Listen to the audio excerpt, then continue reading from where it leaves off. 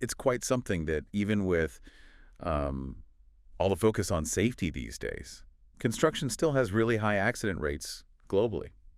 Makes you think, doesn't it? It really does. And that's exactly what we're digging into today, sort of new ways of looking at safety in construction. Right. We're drawing from this really interesting study. It's called Contextualizing New Safety Paradigms, a study in a large Australian construction company. It was published in Safety Science. Yeah, and our mission here isn't just to read you the paper, obviously. It's more like pulling out the really key bits, the insights you can actually use. Kind of a shortcut. Exactly, a shortcut to understanding how some of these newer safety ideas might work or not work in a real company. And this study looked at a specific company, a big one in Australia, Hutchinson Builders, or Hutchies as they call them. They looked at 12 principles, sort of representing these new safety paradigms, and tried to figure out, well, are they actually present? And do people want more of them? And it wasn't just like a quick poll, was it? They had a couple of phases. No, it was pretty thorough. A mixed method approach. They started with focus groups, getting people talking in depth. Right. That involved 53 people from all sorts of different roles at Hutchies, different jobs, different experience levels. So what were they trying to get from those chats?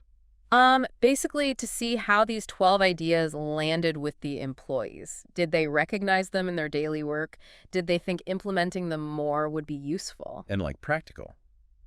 Achievable. Exactly. Feasibility was a big part of it. And which ones seemed most promising for, digging into further? Okay, so how did those focus groups actually work? Did they just throw the ideas out there? Pretty much. They had these 12 principles framed as statements based on, current thinking in safety science. Right. And for each one, they asked, is this happening now? Do you want it to happen more? Is it useful? Is it doable for you? And then they just opened it up for comments. And did all 12 make the cut for the next stage? Almost. 11 did. They seemed useful and feasible enough to explore more. Only 11.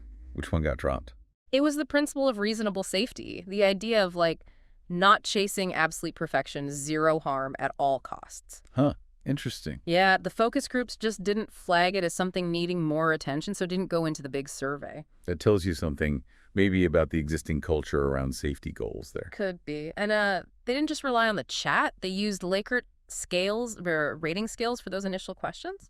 Quantitative data. Right. And then thematic analysis on all the comments to pull out the key themes people were raising. Okay, so phase 1 gives them rich details and narrows the focus to 11 principles. What about phase 2, the survey? Phase 2 went wider. An online survey to 514 employees across different parts of Hutchies, different business units. 514, that's a good number. Yeah, decent response. The aim here was to quantify things more broadly. How much are these 11 principles really present and how much do people really want more of them? But looking at it unit by unit. So comparing different departments or teams within the company. Exactly. They asked demographic questions first, then had people rate the current presence and their preference for more implementation for each of the 11 statements. Did they give context for the statements? Yeah, they included brief descriptions, like in an appendix in the paper, to make sure everyone was on the same page. And they even put in some comments reflecting the focus group discussions, just to give flavor. Ah, smart. Connects the two phases. Right. And then they did this calculation, the difference between the interest score and the present score, the IP difference. To see the gap where desire outweighs reality. Precisely. A bigger positive score means, yep, people really want more of this than they feel they currently have. Makes sense. Did they look at demographics, like age or role? They did. They ran statistical tests, Kruskal-Wallis, Mann-Whitney-U, correlations. Okay, the technical stuff. Yeah. And they found some statistically significant differences, like between business units or job roles. But, and this is important, the effect sizes were small, meaning that while the differences were real statistically, they probably weren't big enough to be practically significant for the whole organization. The variations between business units were the main story. Got it. Okay, methods covered. Let's get to the juicy part, the results. What did those focus groups actually reveal, principle by principle? All right, let's break it down. First, positive safety, focusing on what goes right. People felt it was moderately present, Okay. but they definitely wanted more, saw it as useful, achievable. Interestingly, corporate managers thought it was less present than others did. Oh? Yeah, and people with more industry experience also saw less of it, but wanted more. Those longer in their current role tended to see more presence. General vibe. Focusing on the positive could be really helpful. Yeah, that shift from just preventing bad stuff to enabling good stuff. What about worker needs? Also seen as moderately present, but the desire for more implementation. Really strong. Hmm. Highly useful, highly achievable seemed to be the consensus. But the comments suggested the focus was maybe more on physical well-being. Less on the psychological or emotional side. Exactly. That seemed to be the gap people felt needed more attention. Very relevant today, that holistic view. Okay, next. Post-event care. So how the company handles things after an incident, this is mostly seen as present already. Yeah. But still a desire for a bit more implementation. Very useful, very achievable. People felt supported generally, but wanted maybe clearer roles and stronger systems for learning from incidents, not just fixing the immediate issue. Learning, not just reacting. Makes sense. Worker input. Moderately present again, and again, a clear desire for more, useful and achievable. Seeing a pattern here. Moderate presence, desire for more. Definitely a theme. For worker input, contract administrators and design managers felt it was less present than site staff did. Interesting difference based on role. Yeah, a call for more genuine involvement from the workforce in safety decisions. Then, contractor input. Similar story. Moderately present, want more, useful, achievable. But tricky with contractors, I bet. That came up. People recognized it was important, but flagged challenges like, contracts, timing, different company cultures getting in the way. Yeah, managing subcontractor safety is a huge area. What about accountability? This one scored lower on average for presence, but the desire for more was strong, useful, achievable. So people felt accountability could be stronger. Yeah, a need for more OHS accountability, top to bottom. But also some concerns about a blame culture creeping in. Finding that balance. Tricky balance. Yeah. Responsibility without blame. Balanced outcomes, like safety versus other goals. Right. Moderately present, desire for more, useful, achievable. Some felt resource allocation for safety was pretty good. But not everyone. Others, especially on smaller projects, felt the pinch. Balancing safety with budget and schedule was harder there. Classic tension. Emerging uncertainty. Dealing with the unexpected. Perceived presence was okay, sort of satisfactory. But still, people wanted more focus on it. Useful, achievable. And interesting variations. Yeah, people who'd been in their current job longer actually saw less presence of dealing with uncertainty. Maybe they get used to workarounds. Could be. Need for management to really understand the messy reality on the ground. Next, resilience. Ability to bounce back. How did that fare? High average presence, actually, and high interest in more. Highly useful, achievable. So a strength. Seemed like it.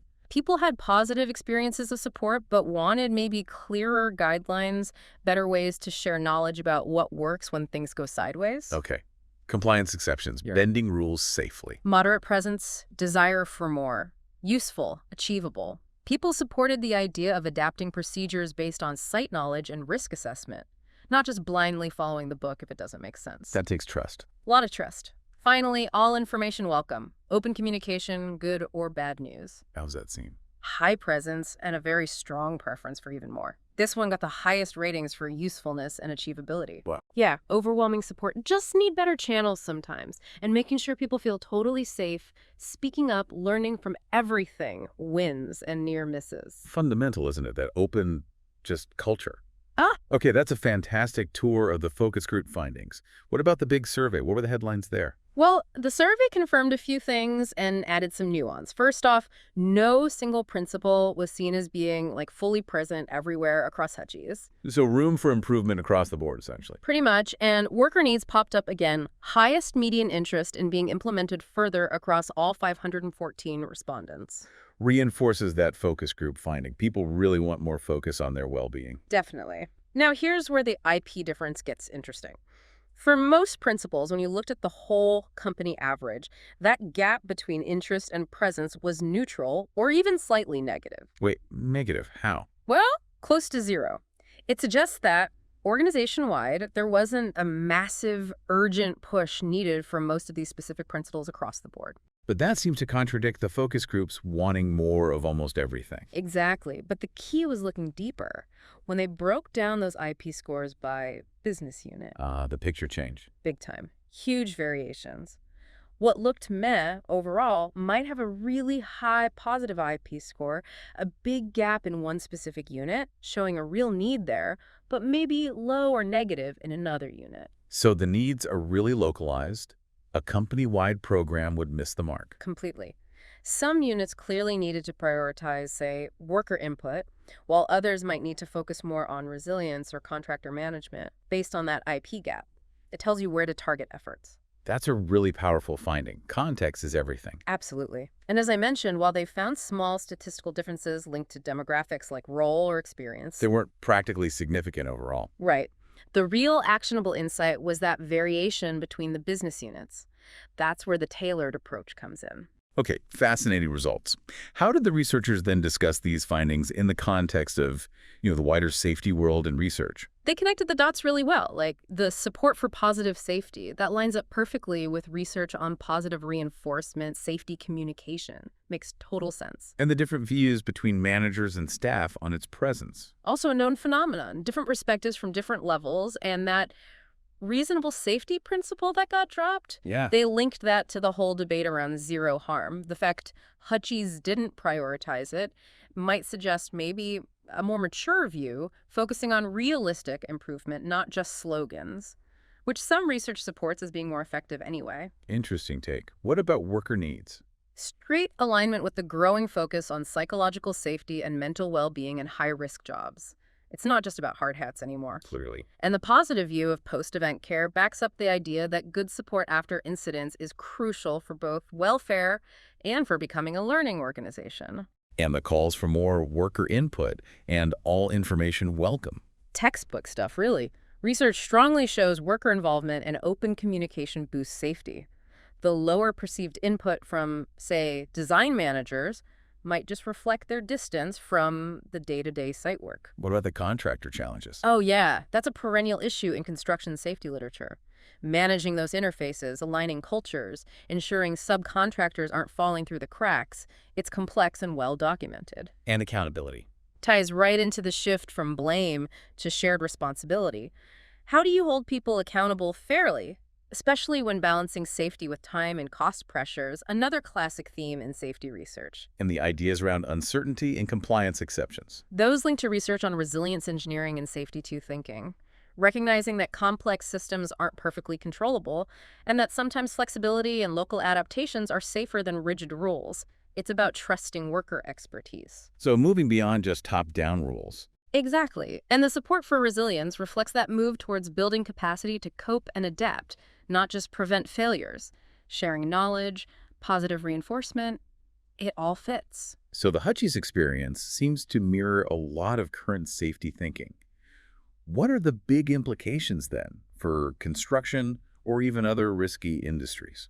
I think the biggest one is the absolute need for tailored, contextualized safety approaches. A more one-size-fits-all. It's definitely not for large, diverse companies. Organizations really need to do this kind of internal assessment, figure out what principles resonate where, what the specific needs and priorities are in different units or regions. That's where you'll get traction. Makes sense. What else? The importance of blending these newer ideas with existing practices. It's not about throwing everything out. Principles like adapting to uncertainty or allowing compliance exceptions need careful integration. It means empowering workers, better communication, maybe different kinds of training. Moving beyond just procedures. Right. And the third big thing is expanding the focus beyond just physical safety. Psychological, emotional well-being, that worker needs piece, has to be central to safety management now. It seems unavoidable. And they touched on culture, too. How things like power dynamics or cultural backgrounds in a diverse workforce might affect how these principles are taken up. That needs more digging. Absolutely. And finally, a reminder. Safety is heavily regulated. You can adopt new ideas, but you still have to meet legal duties. Think about accountability, ethics, potential unintended risks. It's not a free-for-all. Good point. Now, the study acknowledged its own strengths and weaknesses, right? Yeah. Always important. Yeah, definitely. On the plus side, they did a great job working with Hutchie's to translate academic concepts into stuff people could actually relate to. That makes the data more valid. The principles worked as conversation starters. Exactly. And the findings can directly help Hutchie's target their safety efforts. Plus, Hutchie's is a pretty representative case for a large construction firm, so it's relevant. And that prioritization method, looking at presence and usefulness, is a really practical takeaway for any company with limited resources. And the downsides, the limitations. Well, it's based on perceptions, which are subjective. Some concepts might have been new to people. The survey sample skewed towards management and was mostly male. So maybe not the full picture from everyone. Potentially. And crucially, no subcontractors were included. Their views are vital in construction. And of course, it's one company, one industry, one country. You can't just assume the findings apply everywhere without more research. Context matters. Okay, so bearing those limitations in mind, what are the ultimate conclusions we can draw from this deep dive? I think the main takeaway is just how vital it is to contextualize safety. You need to understand the specific needs and views within different parts of your organization. That one-size-fits-all approach, it's just not likely to fly, especially with these newer safety ideas. But there is an openness to these ideas. Oh, definitely. The fact that most principles were seen as useful and feasible shows people are willing to think differently about safety. It's not resistance, it's about finding the right fit. Yeah, the differences between units aren't just a problem, they're an opportunity. Exactly. Huge potential for learning within the company. If one unit has really cracked, say, contractor input, while another struggles, they can share practices. That internal knowledge exchange could be incredibly valuable. And the way they did the study, translating principles, assessing readiness, others could use that method. For sure. The methodology seems adaptable. But we definitely need more research. Different company sizes, different countries, other industries, and we really need to get those subcontractor perspectives. Plus, studies tracking implementation over time. See what actually works long term. Right. It really does leave you thinking, though. Yeah. Well, if the appetite for these different safety ideas varies so much across a company, how do you actually build a safety culture that's genuinely inclusive? One where all those different views don't just get heard, but actually help shape solutions that work for their specific context. That's the million-dollar question, isn't it? How to make it truly bottom-up and context-driven. Some really thought-provoking stuff there. Thanks. This has been a great exploration. My pleasure. It's always interesting to see how theory meets practice, especially in something as critical as safety. And hopefully for everyone listening, this gave you some valuable, maybe even actionable insights from this particular piece of research.